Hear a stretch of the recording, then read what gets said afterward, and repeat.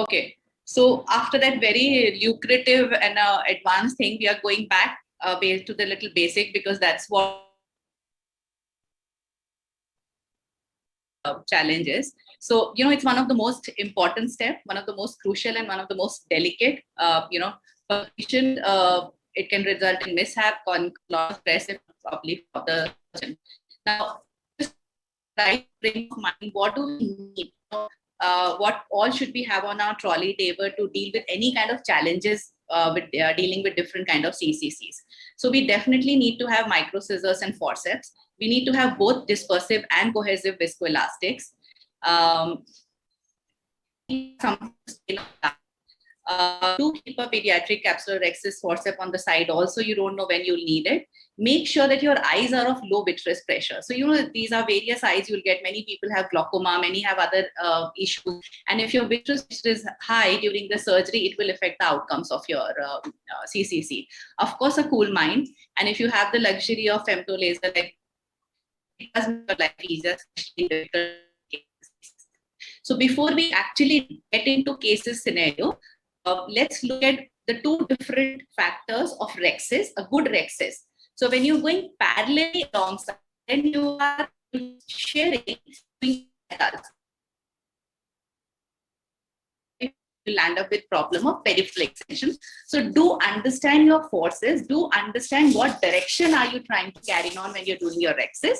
And for children, it's ripping, which we will of course demonstrate in the videos also. Now, if your anterior surface is convex, which means if your chamber is shallow and your anterior capsule is not flat, this is where how your rhexis will, start going into the periphery, even not knowing it. So make sure that the chamber is stable. Another problem is be aware of where your zonules are. The more anterior zonules, what they want to pull on your anterior capsule, the pull on the anterior capsule means the tendency for peripheral extension. So I put here a potpourri case.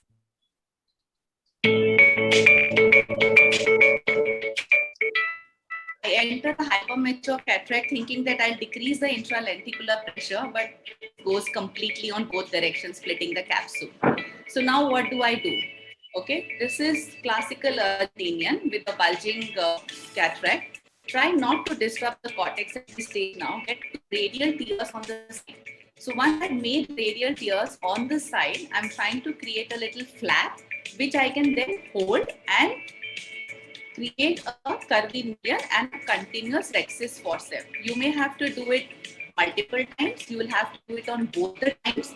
Luckily, this cataract has soft, cortical aspiration. Otherwise, you have to be careful of your phaco-dynamics also. So you do the similar rhexis on the other side. Remember, the pull is towards the center. So you are right now ripping the capsule towards the center and not shearing it. So because it's a soft cataract, I could aspirate most of the material out. And when there is an extension, make sure that you go on to the lower phaco-dynamics mode. You are operating on less an aspiration lower to have a good control and for your rhexis not to utter. Now this is again a hypermature Morganian. The moment I put a nick there, there's a lot of cortical matter out there. So hopefully, I'm hoping that there is no extension this time. So I go in with the Simcoe. It's a controlled one, so I use Simcoe. Remove the cortical matter. Now here the base is not so strong, so you make sure that you're putting your cohesive viscoelastic properly. Get the capsule flat because it's Morganian and the pressure, counter pressure is not so great. And once your rhexis has been intact, you have enough confidence to hold the nucleus and go for a direct job and complete the case. So start with smaller rhexis in hypermature kind of cataracts.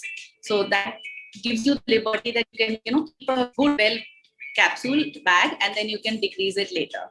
Also be very careful of where your neck is going. Sometimes a simple rhexis, like see I got a nick here, I didn't bother much about it, and I continued with a regular rhexis. I'm feeling okay, rhexis is going fine.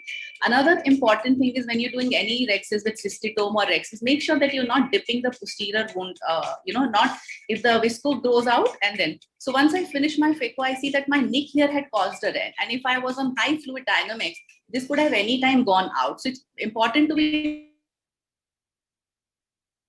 throughout the rhexis. So here again, it's a hypermature Morganian. Here what I'm planning is that I'll do a small rhexis. And so we start by inflating the capsule, a small radial nick. Also, what you can do is take the cystitome on DL3. Sorry, that's hospital. P8776.